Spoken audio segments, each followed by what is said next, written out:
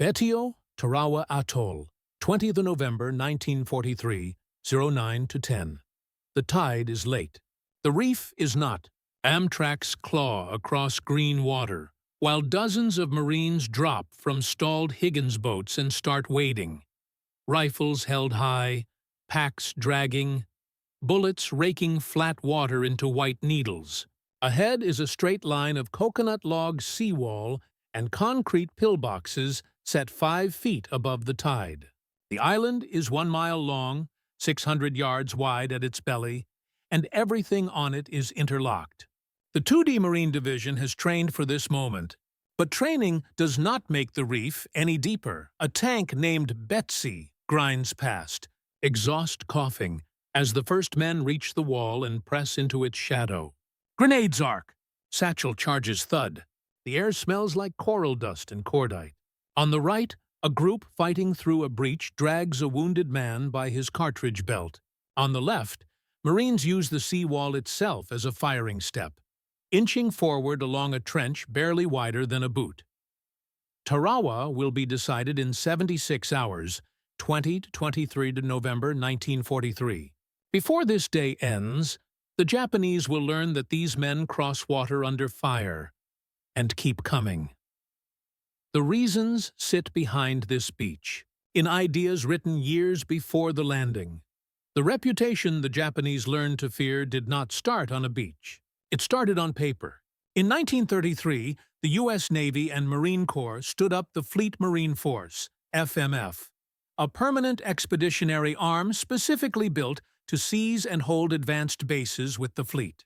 A year later, the Marine Corps schools at Quantico issued the Tentative Manual for Landing Operations, 1934, a working doctrine that spelled out, chapter by chapter, how to survey beaches, stage ships, control naval gunfire, and push combined arms assault waves through the surf. 2 facts, FMF 1933 and Manual 1934, explain why many marine actions look practiced even when conditions were atrocious. Cause, effect. Formal amphibious doctrine years before war. Units and staffs that had checklists for chaos. Through the late 1930s, that doctrine hardened. Fleet problems with the Navy refined boat waves, ship-to-shore control, and the integration of naval gunfire, NGF, with air spotting. Radios improved from temperamental sets to practical tools. By 1941 to 42, landing exercises married destroyer fire to shore fire control parties, SFCPs, and put airborne observers above the beach. The pieces were small, call signs, colored beach flags, smoke codes, but they let battalion commanders move steel in minutes. Cause, effect, rehearsed communications, plus NGF tables, lethal minutes saved during the first hour on shore. War arrived in the Pacific on 7th of December 1941. The doctrine's first crucible came 8 months later. At Guadalcanal and Tulagi, 7th of August 1942, Mai, General Alexander A. Vandegrift's 1st Marine Division made the first U.S. amphibious landing of the Pacific War. The initial objectives were precise: seize the unfinished airstrip on Guadalcanal, and neutralize the Japanese seaplane base on Tulagi-Gavatu Tanambogo. Within 48 hours, Marines had overrun the beachhead and the airfield site. On 12th of August 1942, the strip was named Henderson Field for Major Lofton Henderson, and on 20th of August, the first Cactus Air Force fighters landed, turning the island into an aircraft carrier that did not move. 2 anchors, 7 AUG landings, and 20 AUG first aircraft in revealed the method: land, fortify, fly. The price of that foothold came fast. In the night of 8 to 9 August 1942, Japanese cruisers shattered the Allied screening force in the Battle of Savo Island, sinking or disabling 4 heavy cruisers and driving off much of the transport lift. That disaster left Vandegrift short of supplies and ammunition, yet the Marines stayed, spreading foxholes around the airstrip and pushing patrols out along the Ilu, Tenaru, and Lunga rivers. When Lieutenant General Harukichi Hyakutaka's 17th Army probed the perimeter in strength at Tenaru, 24 August 1942, Marine machine guns, 37mm canister, and counterattacks smashed the assault and left hundreds of Japanese dead on the sandbars. Two time-stamped pivots, Savo, 9 Aug, and Tenaru, 21 Aug, illustrate a larger truth. Doctrine held the beach. Discipline and firepower held the night. Cause? Effect. Amphibious seizure under fire. Immediate defensive network. Repulse of the first major Japanese attack. Doctrine alone did not frighten anyone. Outcomes did. In September 1942, Colonel Merritt, Red Mike, Edson, and raiders held Edson's Ridge, 12-13 September, against repeated night attacks, preserving Henderson Field when a single breakthrough would have cut the island in two. In October, Chesty Puller's Marines and Army units fought through the Matanikau actions to widen the buffer. By 12-15 November 1942, during the four-day naval battle of Guadalcanal, the same integrated habit. Marines on the ground, Navy at sea, air overhead helped break Japan's last major effort to reinforce the island. Name the dates: 12-13, Nov, and 14-15, Nov, and the cause and effect becomes visible. Keep the airfield open each day, and the sea route becomes a graveyard each night. What Japanese officers confronted at Guadalcanal was not simply brave infantry. It was a system. Shore parties sorting cargo by priority, Seabees and engineers grading and draining the strip, SFCPs tying destroyer gun lines to platoons on the edge of the coconut groves, and pilots flying from a field built inside a week's fighting. The Marines were the face at the waterline. Behind them stood a repeatable machine that turned a landing into a base. When Japanese diaries later described Marines as implacable, they were also describing the tempo produced by this machine. Resupply under darkness, patrols at first light, fighters orbiting by noon. Cause? Effect. Integrated Marine-Navy method. Perception of an enemy who does not leave. Those first 6 weeks also taught both sides what would come next. The Japanese learned that frontal night attacks against dug-in Marines with interlocked fields of fire and artillery on call tended to end in annihilation, the lesson visible, at Tenaru, 21 Aug, and Edson's Ridge, 12-13 The Americans learned that every reef, tide chart, and beach gradient mattered, because ships could be driven off, but a beachhead could not be paused. By the time Guadalcanal ended in February 1943, the fear was already forming in the enemy mind. If Marines could land short on supplies, hold under naval crisis, and keep an airfield alive, what would they do with rehearsed landings and better tools? The answer would be written across 2023 to November 1943 on a strip of coral called Betio, and again, in even larger letters on the volcanic slopes of Saipan, 15th June, 9th of July, 1944. The Japanese would meet the same system, now with new vehicles and refined procedures, and find that the reef only slowed the first wave. Tarawa, 2023 to November 1943. Doctrine meets a reef. The operation name was Galvanic. The target was Betio, a coral strip just 118 hectares wide, fortified with interlocked pillboxes and 14 naval guns. The 2D Marine Division, V Amphibious Corps, hit the beaches at 09:10 on 20th of November 1943, found the tide too low for most Higgins boats, and waited hundreds of yards under machine gun fire. Across 76 hours of combat, U.S. losses ran to roughly 1,001, when our 9 Marines killed and 101 wounded, plus Navy dead, while the Japanese garrison, about 3,600 troops and laborers, was almost annihilated. Only 17 Japanese soldiers and 129 Korean laborers were captured alive. Cause, effect, pre-war amphibious doctrine. plus LVTs plus naval gunfire allowed a crossing in the open that most armies would not attempt, proof to Japanese defenders that Marines would press through water, wire, and concrete if that's what the plan required. The tools that made the difference. Betio validated the Marine bet on amphibious science, LVTs that could crawl reefs when boats grounded, shore fire control parties that walked naval gunfire down sea walls, and tanks pushed over a reef into a maze of blockhouses. U.S. official and museum narratives record the boat plans early. Chaos, transports in the wrong anchorage and shifting fire support lanes. Yet the assault stabilized once armor and LVT waves began to bite into the perimeter. Surviving Shermans on Red Beach 2 became mobile pillbox killers. Several drowned on the reef, and at least one still sits preserved on Betio today. A physical reminder of how tanks, LVTs, and satchel teams cracked the defense. Cause, effect, rehearsed NGF KIS procedures, plus tracked vehicles, reduction of fixed positions that had survived hours of bombardment.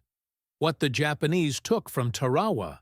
The garrison fought to extinction under Rear Admiral Keiji Shibazaki's plan, but the lesson ran the other way.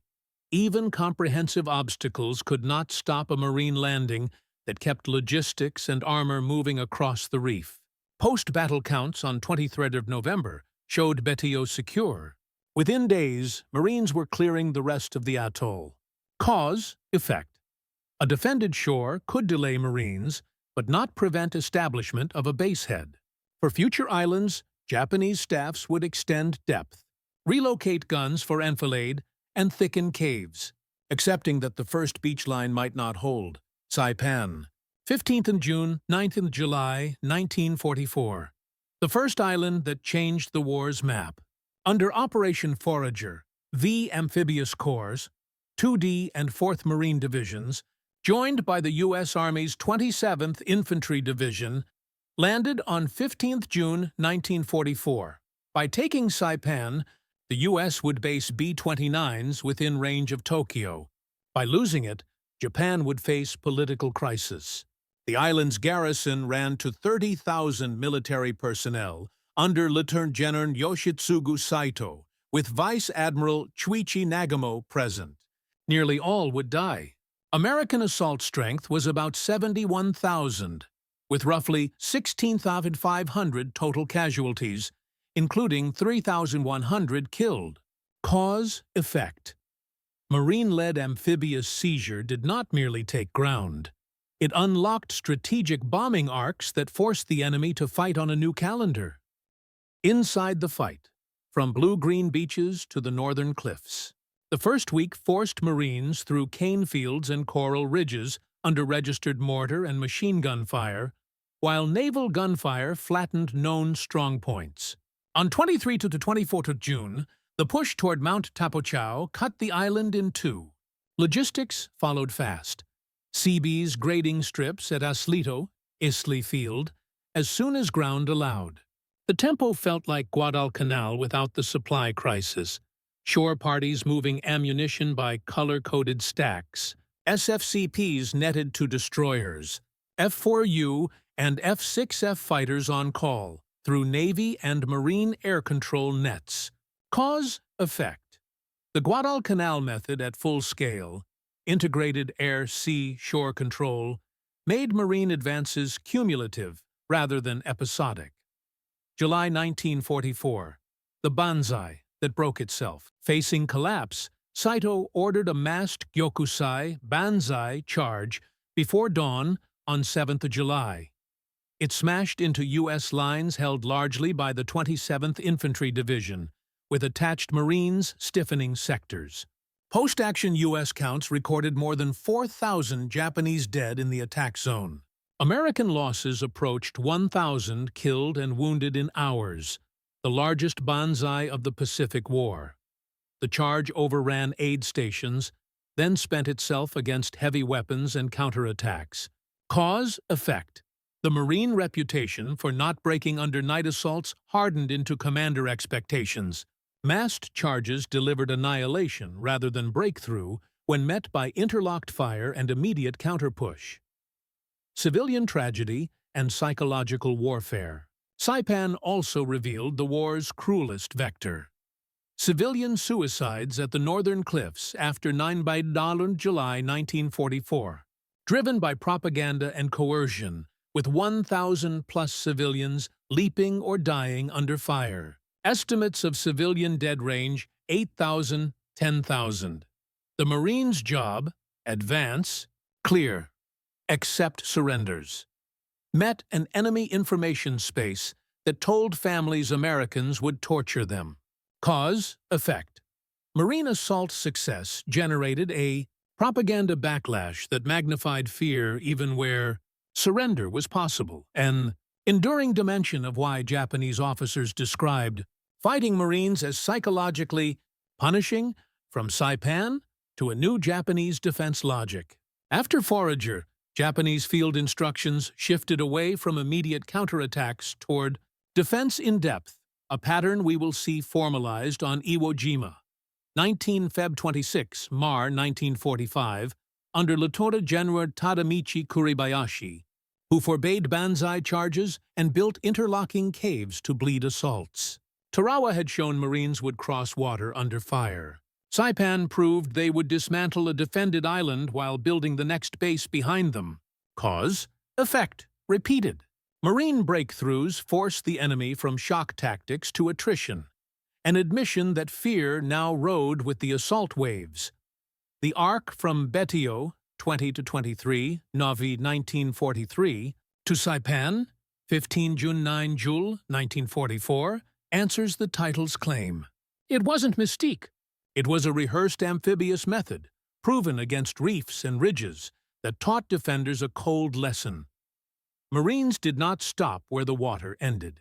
They started there, and then built the runway that guaranteed they'd be back tomorrow. The thing that frightened Japanese garrisons first wasn't a shout. It was a checklist.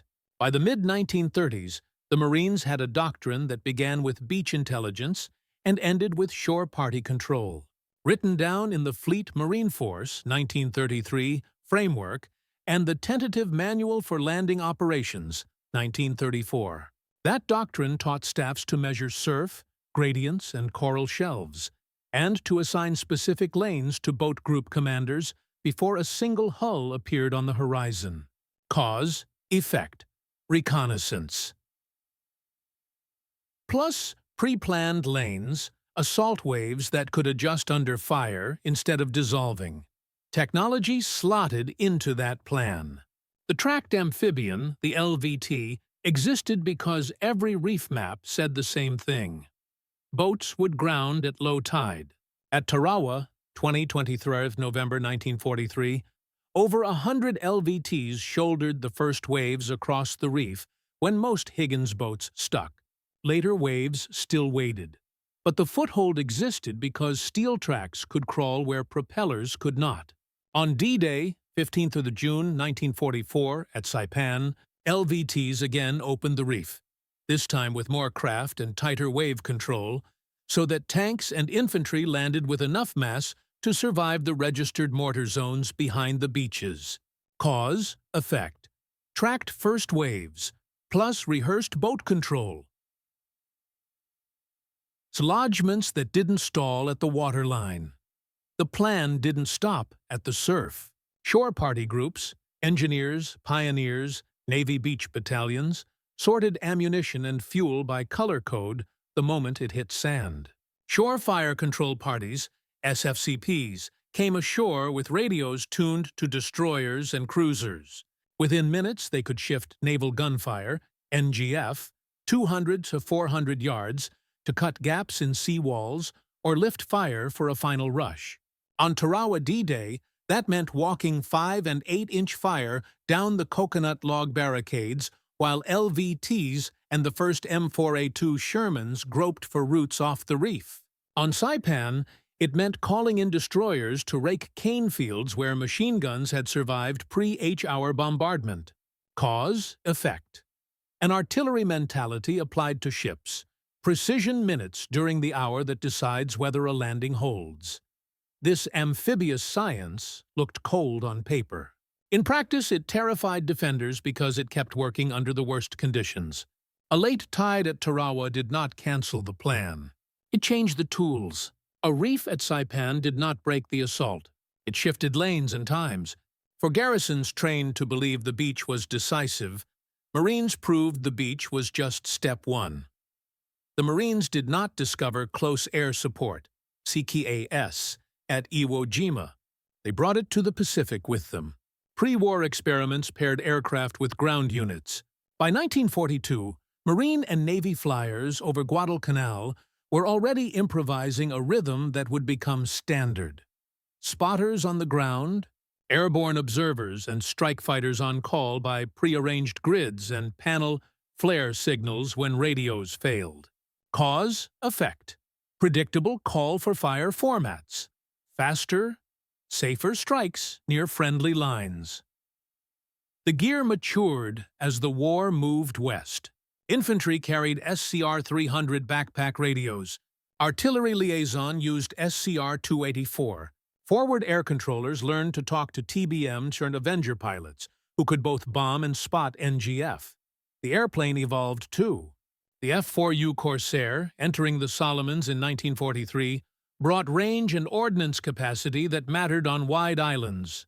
By 1944, Marine Corsair squadrons were flying strike and fighter bombing in support of landings from the Gilberts through the Marianas.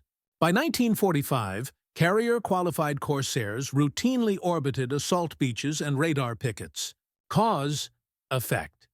Heavier, longer-legged fighters, plus better nets. KS that could arrive in minutes and repeat until a bunker stopped firing.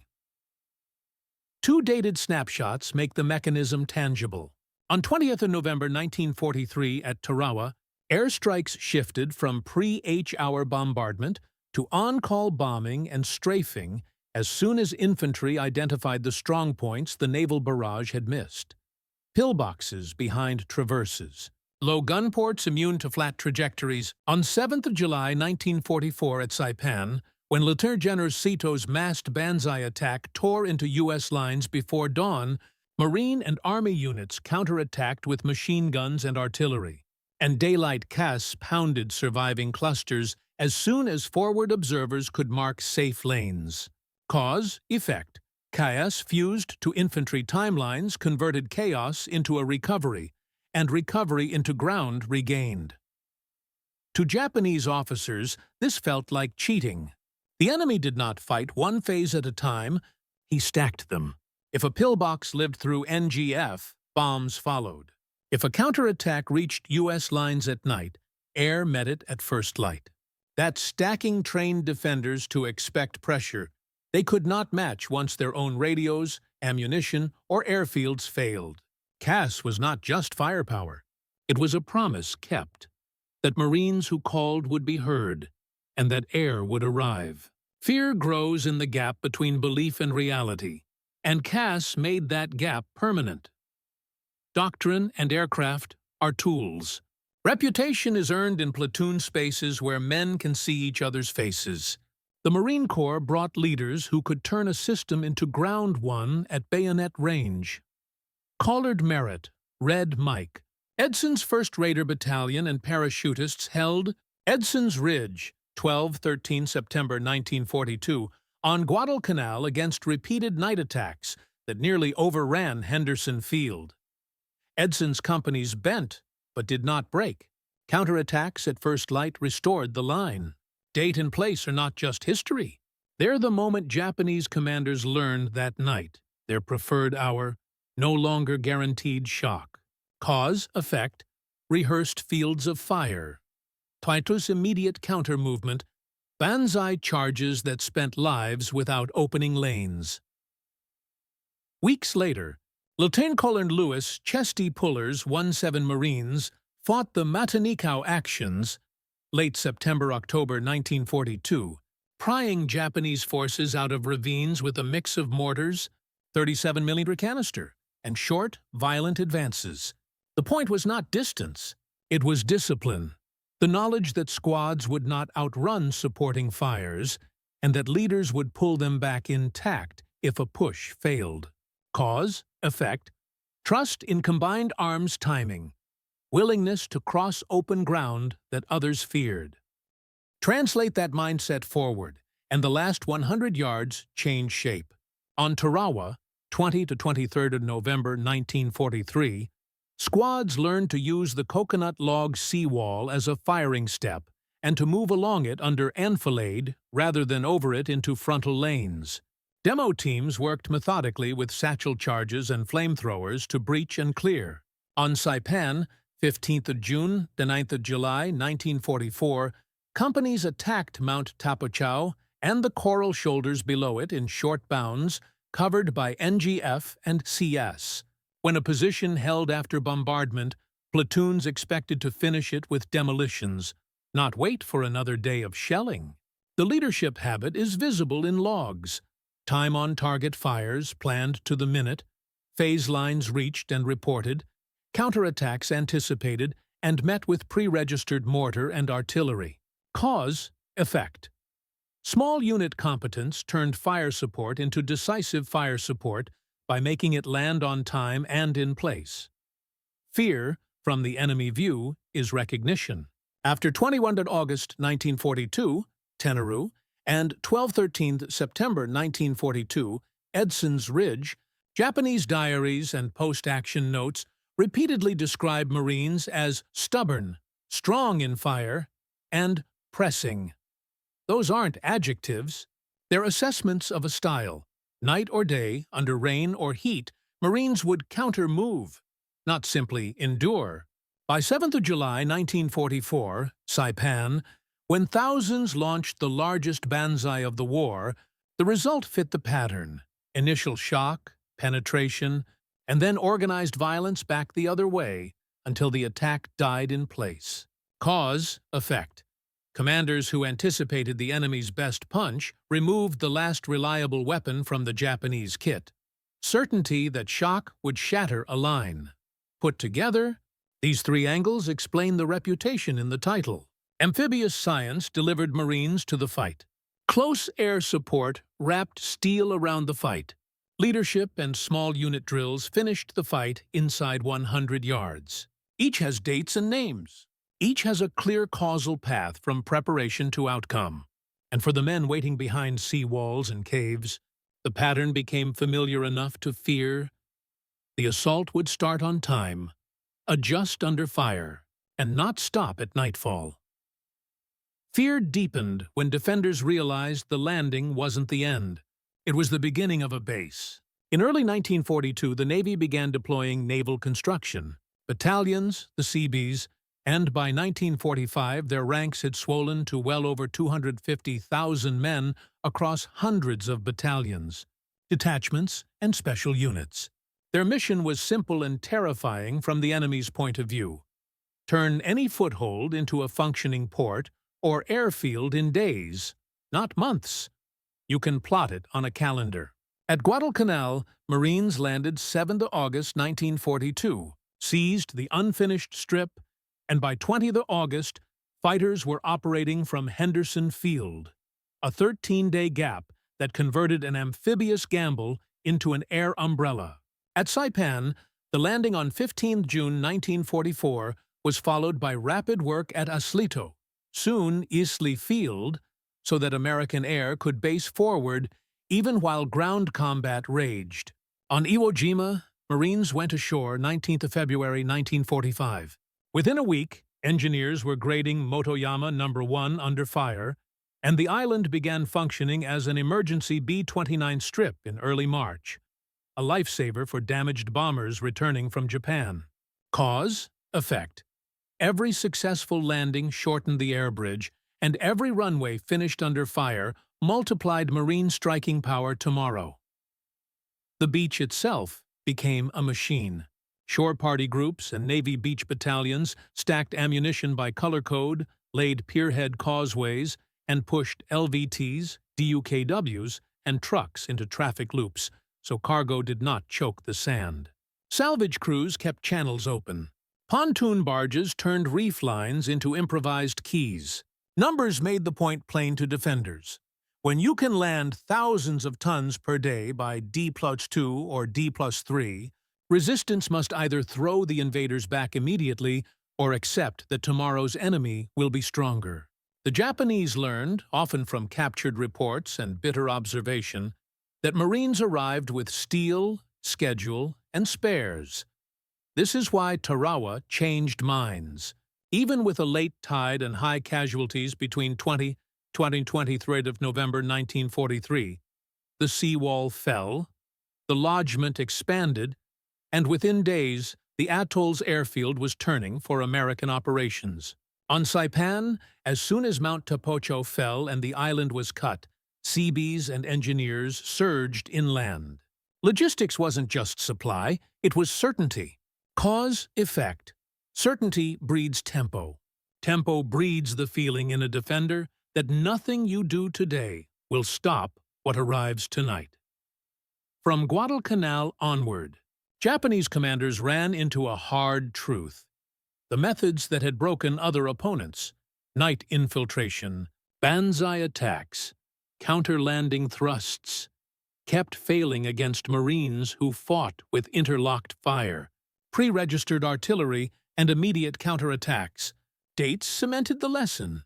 At Tanaru, 21st of August 1942, a mass assault was cut down by machine guns and 37 feet of 7mm canister at the sandbar crossings. At Edson's Ridge, 12-13 September 1942, repeated night attacks drove into a thin line and stopped short of the airfield because the defense was layered and flexible. Each repulse did more than kill soldiers. It collapsed assumptions. By Tarawa, 23 November 1943, defenders saw Marines wade through hundreds of yards of bullet-lashed water and then fight room to room through bunkers they had been told would survive any bombardment. At Saipan, the climactic Banzai on 7 July 1944 briefly overran aid stations and rear positions, but failed to break the main line and cost the Japanese thousands of irreplaceable troops in one morning. The psychological curve bent downward from there.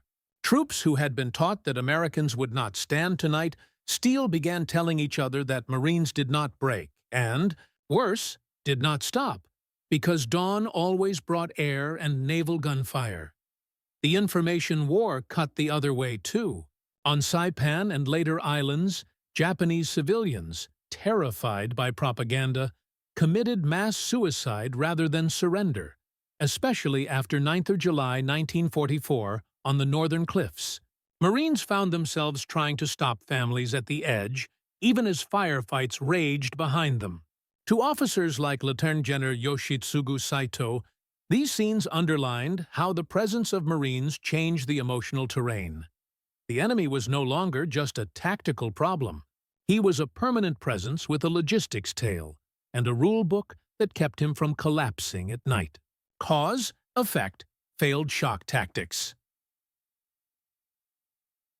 To a visible permanence, commanders and soldiers who began to fight defensively, expecting inevitable reduction rather than decisive victory. Fear becomes policy when it reaches staff tables. After the Marianas fell in June or July 1944, Japanese doctrine pivoted. Lieutenant General Tadamichi Kuribayashi, tasked with Iwo Jima, banned Banzai charges, built defense in depth through interconnected caves and galleries, and ordered his troops to let the Marines land and then bleed them from prepared positions. The calendar proves he was serious. Marines landed 19th of February 1945. Mount Suribachi fell 23rd February, but the northern tableland took more than a month to reduce amid 6,800+ American killed and tens of thousands wounded. Japanese military deaths were essentially total. Cause, effect. Enemy acceptance that Marines would get ashore, shift from beach denial to deliberate attrition. At Okinawa, General Mitsuru Ushijima and Lieutenant General Isamu Cho did the same at the Shuri Line. The landings on 1 April 1945 met light initial resistance. The real fight unfolded over ridges and cave belts that demanded flamethrowers, demolition charges, and close air on NGF for each 100 yards. U.S. casualties climbed into the tens of thousands. Japanese military losses reached well over 75,000, with massive civilian losses compounding the tragedy. Even kamikaze waves, deadly at sea, could not break the assault once amphibious logistics made the beachhead unshakable. Cause, effect. Doctrine that had once promised decisive counterattack now conceded that Marines would grind forward, and tried to price victory in blood instead of maneuver. From the Marine side, the answer was method. Assault battalions learned to pair tanks with infantry in short, covered bounds. Seabees cut roads and laid pontoon causeways so supply did not stall. Night defensive fires were plotted by the map, and rocket and napalm strikes were scheduled to the minute. The rhythm from Guadalcanal reappeared in a higher key. Daylight advance, night defense, repair and resupply, dawn pressure. Nothing about it was easy. Everything about it was predictable. By design. Predictability is what finally produced the title's fear. It told defenders that tomorrow would be worse. Put these three angles together, and the pattern is complete. Marines terrified the enemy not because they were superhuman, but because they combined doctrine, tools, and logistics into a repeatable assault that defeated beaches, survived nights, and built runways that guaranteed the return flight. When defenders changed doctrine, from Banzai to bunker, the Marines changed the method. Flame, demo, CS, NGF. Each adaptation carried dates, names, and results.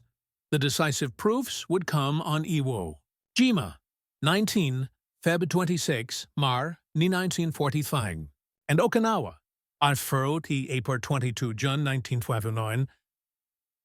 945. Two battles where Japanese commanders bet that bleeding could replace breaking. The outcome would show whether method could outlast a fortress. 19th of February, 1945, H-hour, 090. The morning line of departure lies 3,000 yards off Iwo Jima's Black Shore. The Amphibious Corps, the 4th and 5th Marine Divisions in the first waves, with the 3D Marine Division in reserve, has rehearsed this moment for months. Naval guns have fired for 3 days, 16 to 18 Feb. Carriers have flown strikes since 16th February. At Oro 9 Drio, LVTs and LCVPs nose into the surf. Then the island answers. Mortars and concealed 120, 115 40mm guns open from embrasures that the bombardment never saw. In the first hour, some beaches, green, red, 1-2, report company sectors under converging fire from pillboxes anchored in sintered volcanic ash. 2 anchors, D-Day 19 Feb 1945, H-hour 090. Defenders firing from positions pre-sighted for the exact tides. Cause, effect. Kuribayashi's order to let the Marines land and then kill them on the beach replaces Banzai with geometry, interlocking fires, overlapping cave mouths, and artillery masked from ship guns. The defense you can't see.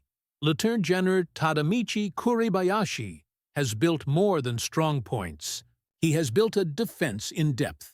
Intelligence after the battle will count 11 to 13 miles of tunnels, hundreds of mutually supporting caves, and 400 artillery and heavy weapons positions with alternate firing apertures. The Japanese garrison, about 22,000 men of the 109th Division and attached Navy units, has food, ammunition, and orders explicit on paper. No mass suicide charges. Inflict maximum casualties. D in place.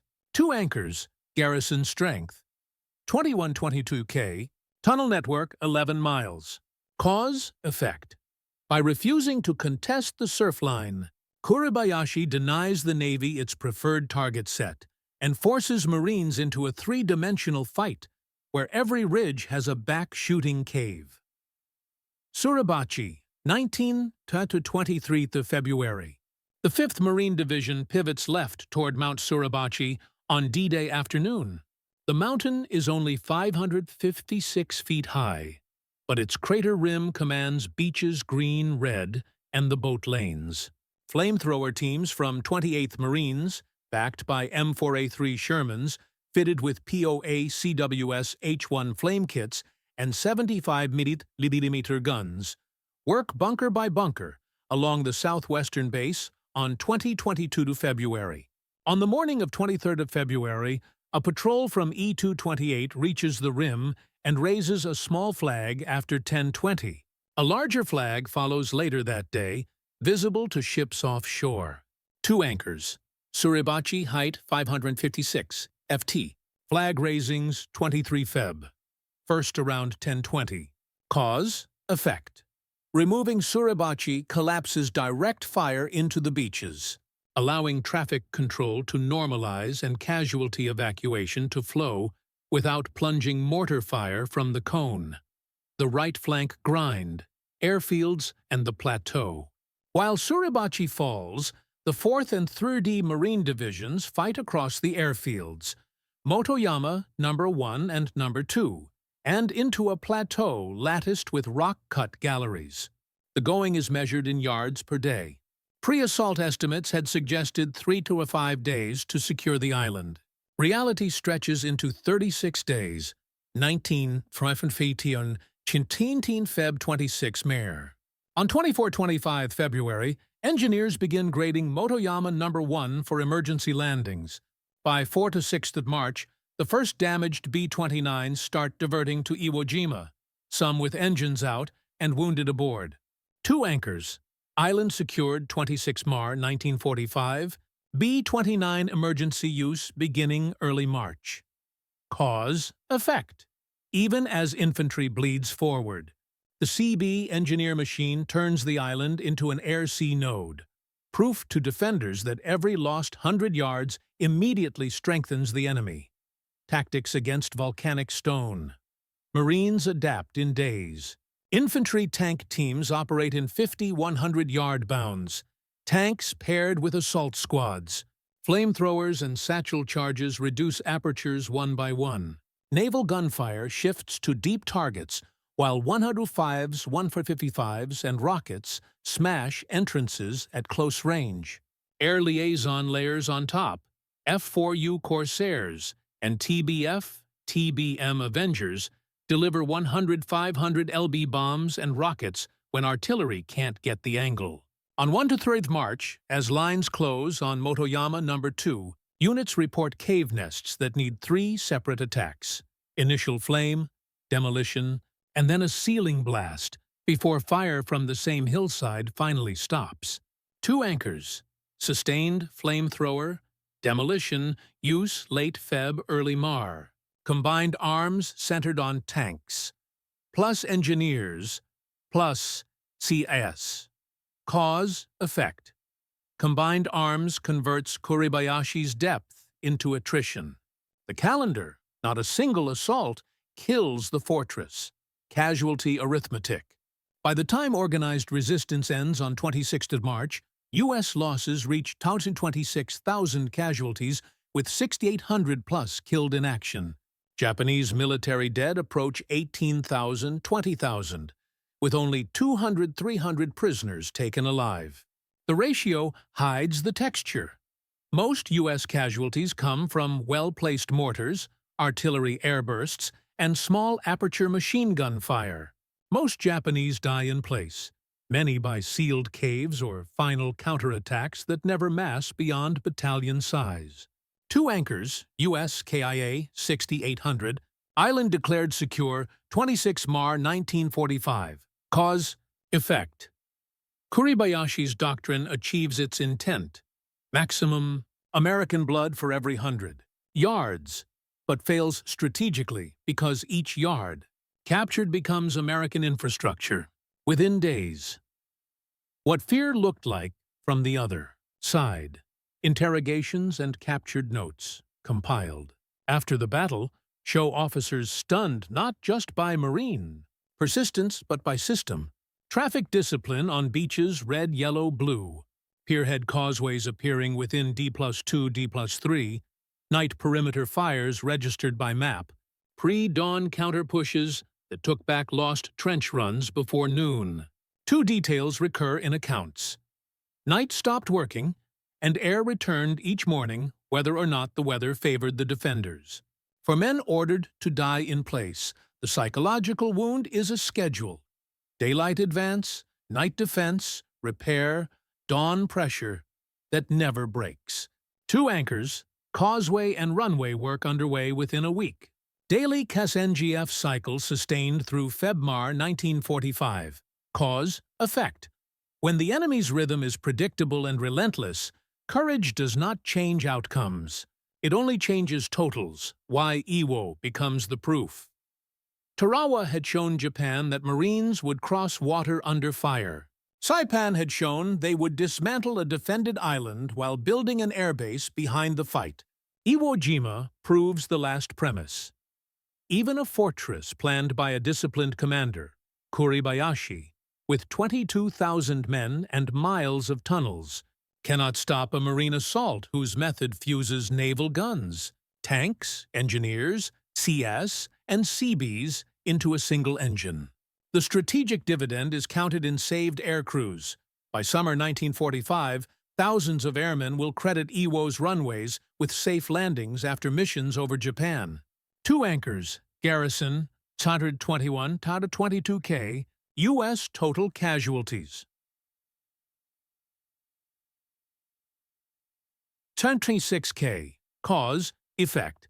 The battle that bled the Corps also cemented the fear, the recognition that Marines would not only arrive and endure, but turn your ground against you within days. Iwo Jima ends with a final roll call on 26th of March. Kuribayashi is dead. Organized resistance is done. The last caves will be cleared by patrols into April. The black sand that shredded boots now holds Marston mat and B-29 tire marks. The next test of the method will be larger, wetter, and longer. An island with cities, ridge lines, and seas full of suicide planes. April 1945. L-Day, Hagushi Beaches.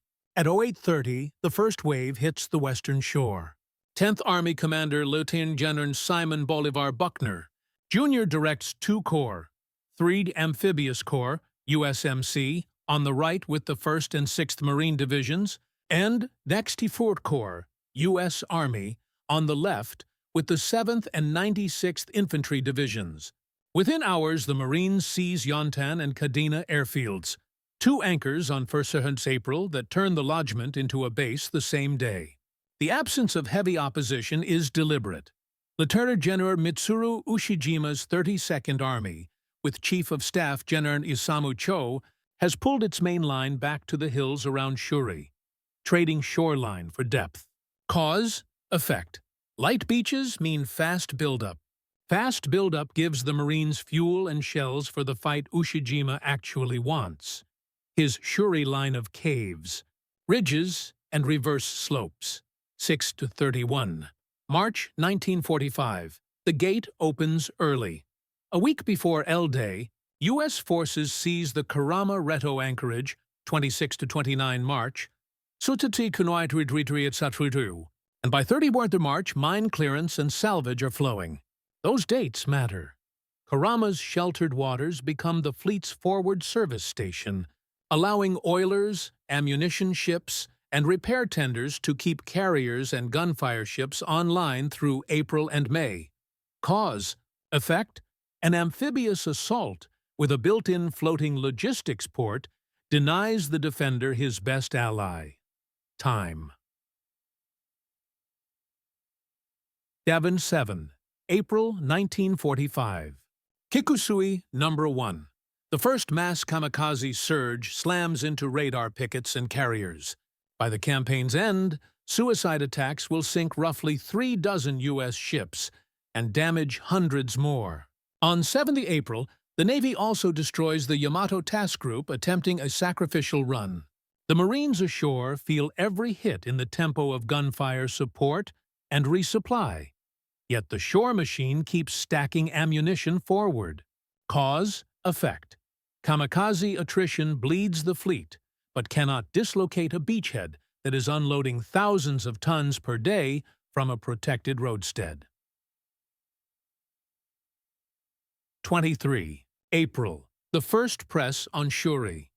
Marine patrols probe south across the Ishikawa Isthmus. Army divisions grind into the Kakazu Tombstone Line. Failure teaches detail. By mid-April, the Marines have mapped every draw and spur with pre-registered mortars and 105s. Assault squads carry more flamethrowers and satchel charges than rifles in some platoons. The weather holds, and so does the enemy. Cause, effect. The Japanese doctrine adopted after the Marianas, defense in depth and no Banzai, forces the Marines to fight in 50 100-yard increments, but every yard captured is turned into supply space by evening. 12-18 May. Sugarloaf, the week that hurts. On the western approach to Naha, the 6th Marine Division runs into the Sugarloaf-Cushman Pocket Horseshoe Complex. For 7 days, 12-18 May, battalions attack, are flayed by crossfire from unseen reverse slopes, and attack again. Positions change hands multiple times in a single day. Casualty tallies rise by the hour. To the east, the 1st Marine Division fights through the Dakeshi-Wana-Shuri escarpments, where every cave mouth demands flame, demo, and tank gun sequencing. 2 anchors. Sugarloaf dates 12-18. Naha falls late May after the ridgeline breaks.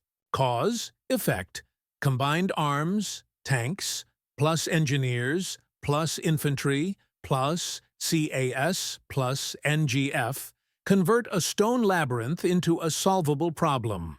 When the ridge finally folds, Naha's fall and the envelopment of Shuri follow in days. End of May. Shuri abandoned. Under pressure from both flanks, Ushijima orders a withdrawal from the Shuri line around 29-30 May, pulling remnants toward the Kian Peninsula.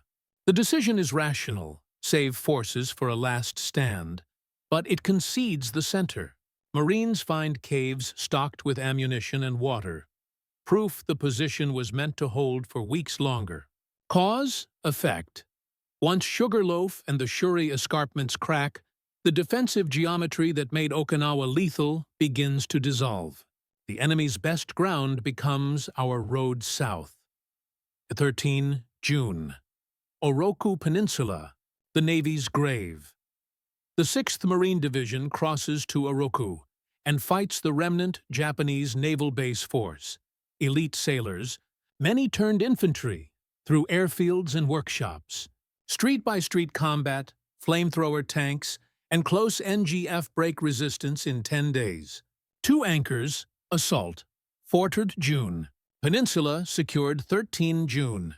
Cause, effect, removing. Oroku strips the southern redoubt of its last lateral routes and denies defenders the chance to counterattack into our supply arteries. 22. June, commanders fall, campaign ends. On 18th of June 1945, Lieutenant General Buckner is killed by artillery while observing the front. Major General Roy Geiger, USMC, commanding 3rd Amphibious Corps, assumes temporary command of 10th Army, the first Marine to command a field army in U.S. history. 4 days later, on 22nd of June, Ushijima and Cho commit suicide. Organized resistance ends. 2 anchors. Buckner KIA 18th June. Okinawa declared secured 22 June. Cause, effect. The doctrine that began on paper in 1934 ends in the field with an enemy command extinguished and an island base pointed at Kyushu. The arithmetic no one escapes. Okinawa is the Pacific's costliest ground battle. U.S. casualties total well over 50,000, including approximately 2,500 killed. Japanese military dead exceed 75,000, with mass civilian casualties amid coerced suicides and bombardment. The Marines' share is heavy. thousands KIA, WIA in the 1st and 6th Divisions. But the method holds. Daylight advance, night defense, repair, dawn pressure. The Navy bleeds, too. By campaign's end, kamikazes have sunk dozens of ships and damaged several hundred, including destroyers flayed on radar pickets. Cause, effect. Even at maximum enemy effort, predictability beats terror.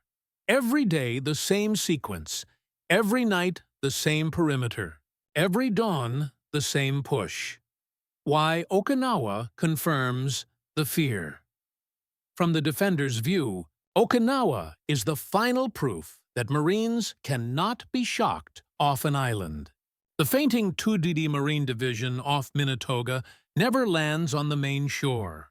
Yet the two divisions that do, 1st and 6th, fight through ridgelines designed to eat battalions and still reach the southern cliffs in under 3 months. Marines adjust to caves with flame and demo, to reverse slopes with rockets and KS, to monsoon with pontoon roads and dozer-cut drainage. Every adaptation has a timetable. Timetables became reputation. Reputation, multiplied by the calendar, became fear. Okinawa's end is not quiet. The rain is still falling. Evacuation wards spill into tent lines. The beaches hum with cranes and winches. But the pattern is complete. System, endurance, advance. What began in the Fleet Marine Force, 1933, and the tentative manual, 1934, has reached its harshest validation. The enemy tried Banzai and lost at Saipan, 7th of July, 1944. Tried depth and lost at Iwo, 19 Feb 26, Mar 1945. Tried air suicide and lost at Okinawa. Fred Opar 22 June 1945. From this ground, the war will jump again. This time by B-29 range and sea blockade, not another reef. But before we step off this island, the numbers and the names have to be weighed. Because the fear Marines inspired carried a cost on both sides that only the aftermath can put in order. The fear in the title can be graphed. It begins with beaches that held and ends with an island chain turned into airfields and anchorages that closed the map. Start at the first hinge. Guadalcanal opened on 7th of August 1942 and did not truly end until 9th of February 1943. Across those 6 months, the 1st Marine Division held Henderson Field, named 12 August, and kept the Cactus Air Force flying by 20 August, even after the Allied screen was shattered at Savo Island, 9th August. U.S. ground forces lost Chapter 700 killed in the campaign. Japanese losses, ground and naval combined, ran into the tens of thousands. Cause. Effect. One amphibious foothold sustained for 6 months forced Japan to fight under a permanent Allied air umbrella each day and a hostile slot each night. Proof that Marines could land, endure, and fly. Tarawa condensed that lesson into 76 hours, 23 November 1943. The 2D Marine Division went in after a late tide and still secured Betio by the 3rd day. American losses ran 1,009 Sidrei Launoi 9 killed and 2,101 CT1 wounded, plus Navy dead. Of roughly 3,600 defenders and laborers, only 146 were taken alive. Cause, effect. Tracked LVTs, shore fire control parties, and tanks crossing a reef turned impassable into merely costly, showing Japanese staffs that a prepared beach was a delay, not a defense. Within days, the atoll's airfield was operating, and the Central Pacific Drive could stage forward. Saipan raised the stakes from reef to regime.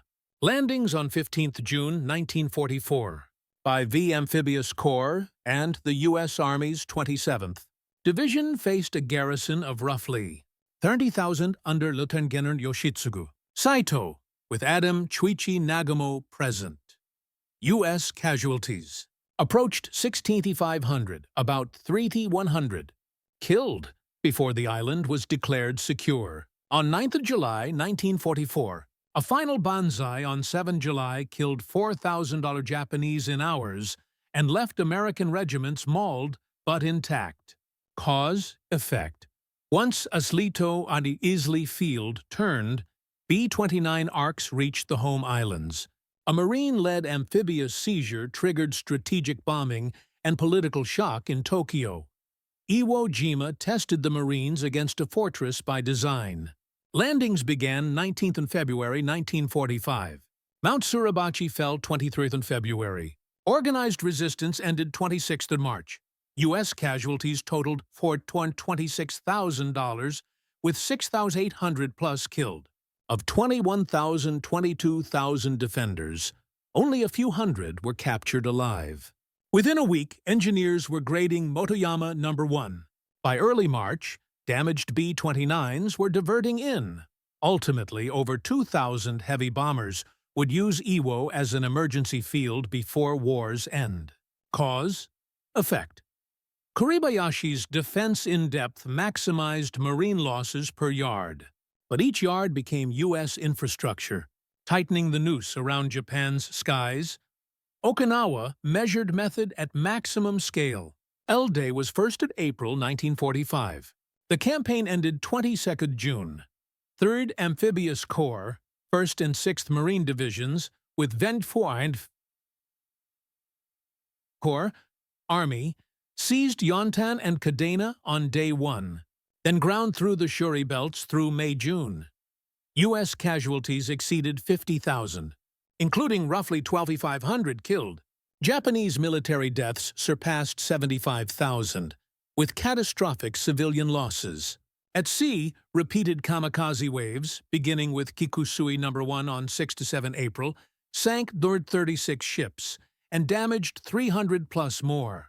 On 7th of April, Yamato and escorts were destroyed en route to a one-way sortie. Cause? Effect. Even under the heaviest air suicide effort of the war, an amphibious machine with Karama Retto, seized 2631,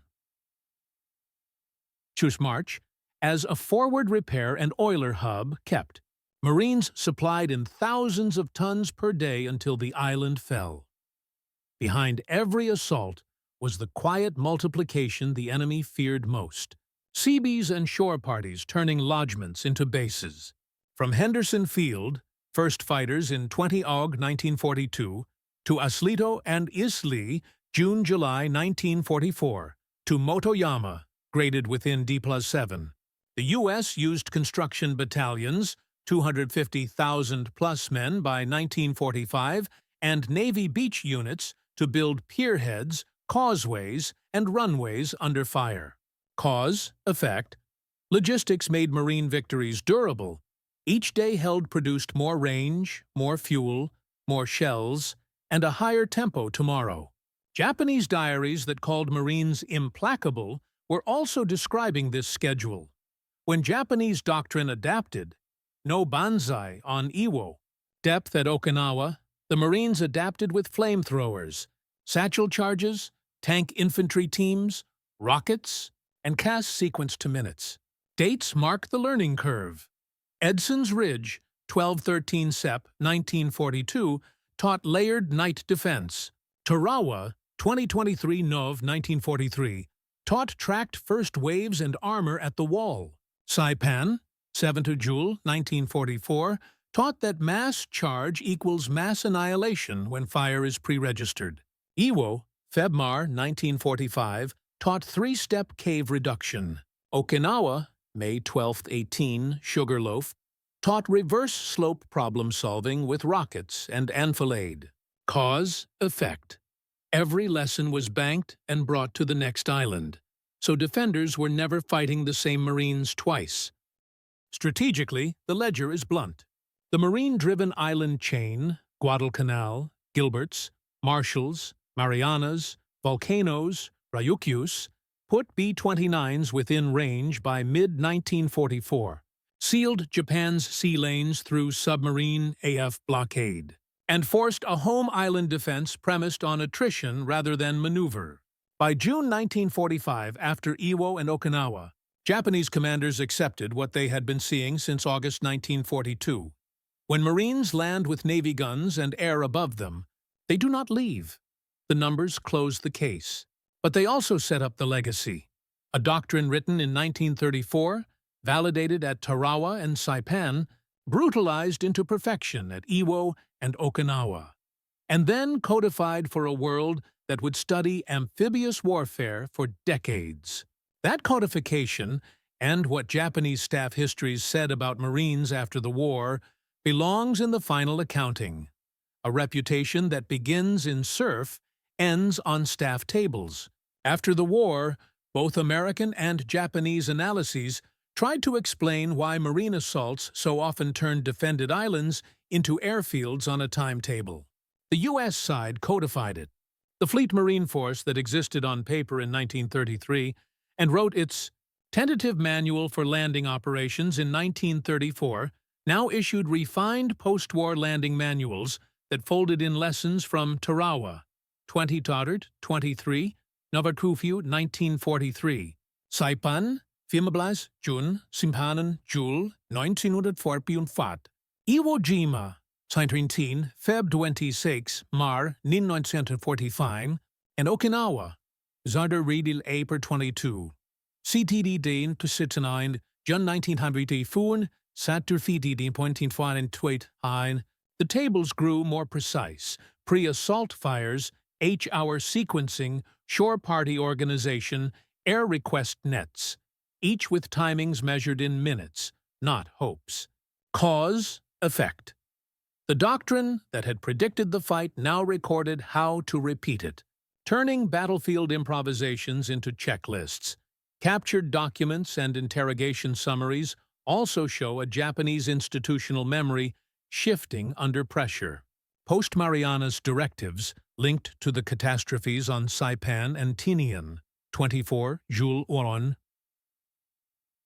1 Aug 1944, urged garrisons to let the Americans land and then bleed them from caves and reverse slopes, a policy visible in Kurabayashi's Iwo orders, and Ushijima chose Shuri dispositions. But even those plans admitted two Marine traits that staff writers could not wish away. First, Marines would keep combined arms intact under awful conditions. Second, they would build while they fought. Two anchors, Iwo's sustained defense through 36 days despite near-total Japanese loss. Okinawa's Shuri withdrawal, 29 to 30 May 1945, when the ridge system finally cracked. Cause, effect. Defenders who concede the landing concede a clock. Every D+1 brings more runways, ammo, and armor. Quantified dividends hardened the U.S. lesson.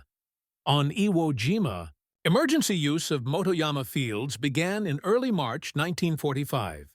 By war's end, 2,000-plus B-29s had diverted there, saving air crews and aircraft that would otherwise have vanished over the Pacific. On Okinawa, seizing Karama-Reto, 2631, Mar de 1945, created a forward oiler and repair haven that kept Task Force 5838 and NGF ships working despite kamikaze losses that by June had sunk roughly 36 ships and damaged hundreds. Those are ledger lines, but they point to a psychological reality. A defender watches the invader's capacity grow even after tactical successes at night or at sea. Cause, effect. Survivable logistics convert local pain into strategic momentum. The Marine Corps' internal accounting also faced the cost squarely. Iwo Jima alone recorded 6,800 plus Marines and sailors killed. Okinawa added thousands more in the 1st and 6th Marine Divisions. Training circulars and monographs published in 1946-47 stress the exact countermeasures that made those numbers bearable enough to continue. Tank infantry teams, flamethrowers and demolitions, rocket artillery, night defensive fires plotted by map, air request nets manned by specially trained forward controllers. Dates anchor the shift. Flame tanks in routine use by late 1944, airborne FACs and SCR-300 to 610 radio discipline formalized across 1944-45. Cause. Effect. The Corps' willingness to standardize hard lessons is what kept later assaults from repeating the worst frictions of earlier ones. On the Japanese side, the fear of Marines that appears in post-action notes was not mysticism. It was recognition that the sequence, land, hold, build, expand, meant the next day's battle would always be harder. Saipan's 7th of July, 1944, Banzai confirmed that shock no longer worked. Iwo's Tunnel City confirmed that depth slowed but did not stop. Okinawa's Sugarloaf, 12/18 May 1945, confirmed that even interlocking reverse slopes could be solved with CAS plus NGF plus tanks plus engineers if the attacker insisted on a method and paid the price. Two more anchors fixed the conclusion in time. Island secured Iwo, 26th Mar 1945. Okinawa declared secure, 22nd June 1945. Cause, effect. The calendar itself. The fact that these end dates arrived, despite maximal Japanese adaptation, became evidence to Japanese staffs that Marines would finish whatever they began. There is a final strategic coda. Marine seizures in the Gilbert's Marshall's Marianas, volcanoes, Ryukyu's chain, closed Japan's map in 3 dimensions. Sea blockade, tightened through 1944-45. B-29 range from Saipan, Tinian, mid-1944, and staging from Iwo, Mar 1945, made the home islands permanently vulnerable. And the forward anchorages from Ulithi to Karama kept fast carriers over targets for weeks at a time. The fear Japanese commanders recorded about facing Marines was therefore not simply about fighting men at 50 yards. It was about what those men enabled, a joint force that never gave ground back or days back once Marines were ashore. By August 1945, the pattern was complete. The terminology had changed from FMF, 1933, and Tentative Manual, 1934, to post-war field manuals. But the skeleton was the same. Beach intelligence, boat track control, NGF CS nets, shore parties, Seabees, tank infantry teams, night defense, and a runway by deplateaus as soon as possible. That is what opponents meant when they said they feared facing U.S. Marines. Not a myth, but a machine whose parts wore green and khaki, and whose product was inevitability. The last pages of any ledger belong to the quiet facts. A trench line where a company held, a pierhead number on a cargo log, a date stamp on a runway opened under shell fire. Taken together, those small proofs explain the large feeling. The enemy feared Marines because, once present, they stayed. And every hour they stayed turned into a stronger tomorrow. That truth leads us from arithmetic to meaning, from ledgers to memory, and it brings this story to the edge of its last scene. The Pacific ends in the sound of surf and in the work of hands. Fear, the kind that shows up in field orders, is not born from mystery. It is born from dates and durations that cannot be argued with. Write them plainly. Tarawa, 23rd November, 1943. 76 hours in which Marines crossed a reef under fire and proved that obstacles only set the price, not the outcome. Iwo Jima, secured 26th March 1945, 36 days in which a garrison of 21 to 22,000 defenders inside miles of tunnels could not stop a method that fused flame, demo, tanks, NGF, and CAS. Two numbers sit behind the name. 800 plus Americans killed there. 2,000 plus B-29s, saved by emergency landings that began in early March 1945. The arithmetic is not triumphalist. It is the cost of a guarantee. The calendar finishes the argument. Okinawa, 1st April 22. June 1945, an island measured in ridges and cave mouths where kamikaze waves sank dozens of ships and damaged hundreds. And still the beachhead fed forward thousands of tons per day from Karama-Reto, seized 2631.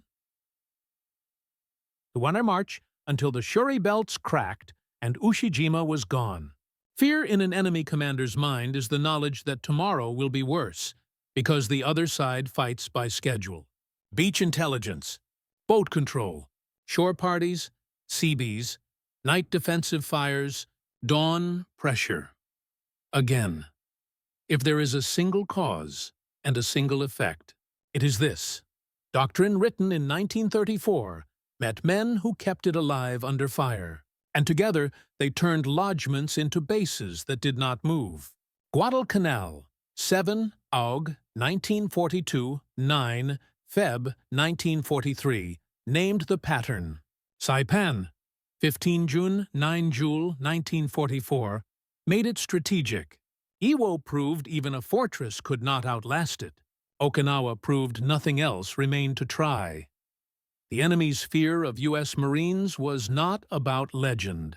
It was about continuity, about seeing a runway graded by WWII where a crater had been yesterday, about hearing naval guns shift in minutes when a platoon leader read a map square into a handset, about knowing that night, once the ally, had become only a pause before air returned. On the sand at low tide, everything looks uncertain. Then the first LVT noses forward, and the first line stands. The seawall is just a line, the ridge just a ridge. What endures is a way of fighting that turns ground into time, and time into decision.